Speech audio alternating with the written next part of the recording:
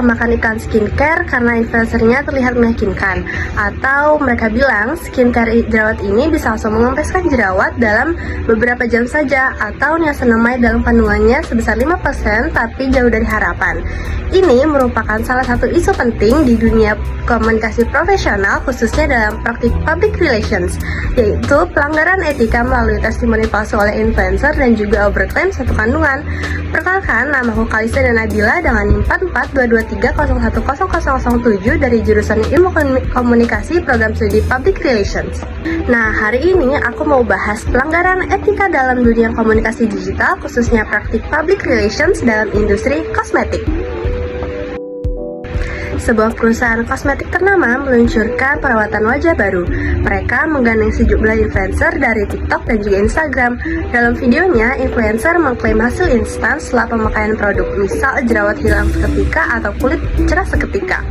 Nah, namun belakangan terungkap bahwa testimoni tersebut bukan dari pengalaman pribadi.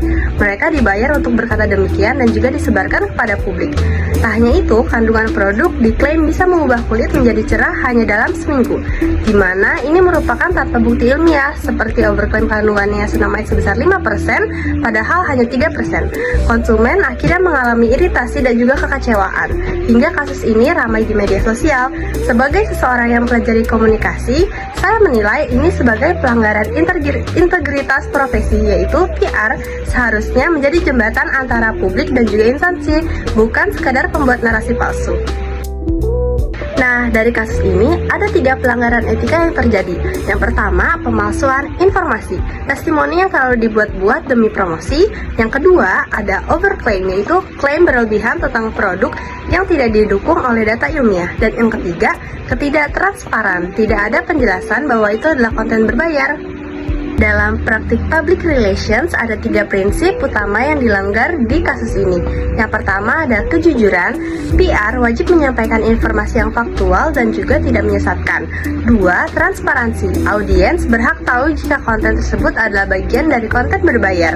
Dan yang ketiga ada tanggung jawab publik. Praktisi PR tidak boleh menempatkan keuntungan perusahaan di atas keselamatan dan juga hak konsumen. Jika 3 prinsip ini dilanggar, maka kepercayaan publik akan runtuh, dan ketika itu terjadi, reputasi bukan hanya rusak, tapi bisa hilang selamanya. Mari kita lihat kasus ini dari 2 sudut pandang teori etika. Yang pertama, etika deontologi. Menurut Immanuel Kant, tindakan dinilai dari kewajiban moral, bukan hasilnya. Kant menyatakan bahwa berbohong tidak bisa dibenarkan meski demi tujuan baik. Dalam konteks ini, menyebarkan informasi palsu tentang testimoni dan juga overclaim, meski untuk keuntungan tetaplah salah karena melanggar kewajiban untuk berkata jujur. Dan yang kedua, teori etika utilitarianisme, menilai tindakan berdasarkan manfaat terbesar bagi sejumlah banyak orang.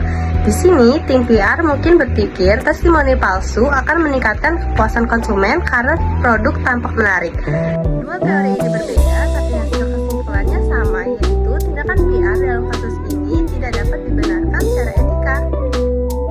Refleksi kritis dalam kasus ini mencerminkan krisis etika dalam industri komunikasi digital, di mana popularitas seringkali lebih diutamakan daripada kejujuran. Sebagai calon praktisi PR atau komunikator, kita perlu bertanya, apakah reputasi dibangun di atas kebohongan pantas dipertahankan? Dunia komunikasi hari ini memerlukan praktisi yang tidak hanya cakap secara teknis, tapi juga kuat secara moral. Etika bukanlah penghambat kreativitas, melainkan landasan kepercayaan jangka panjang antara instansi dan juga publik. Jadi, solusi apa yang bisa diberikan oleh profesi PR untuk mencegah kasus serupa terjadi di perusahaan? Yang pertama, ada standar etika internal PR. Setiap perusahaan harus punya pedoman etika yang tegas dan dijalankan, bukan sekedar formalitas. Yang kedua, ada sanksi tegas. Badan pengawas perlu menjatuhkan denda atau pencabutan izin jika terjadi pelanggaran berat. Dan yang ketiga, perlu edukasi etika digital. Influencer dan profesional komunikasi lainnya perlu diberi pelatihan tentang tanggung jawab etis mereka. Dan yang keempat, verifikasi ilmiah. Klaim manfaat produk harus bisa dibuktikan melalui riset, bukan sekadar slogan marketing. Penutup dari video ini, pelanggaran etika dalam dunia PR bukan sekedar kesalahan informasi. Itu adalah pengkhianatan terbesar terhadap kepercayaan publik.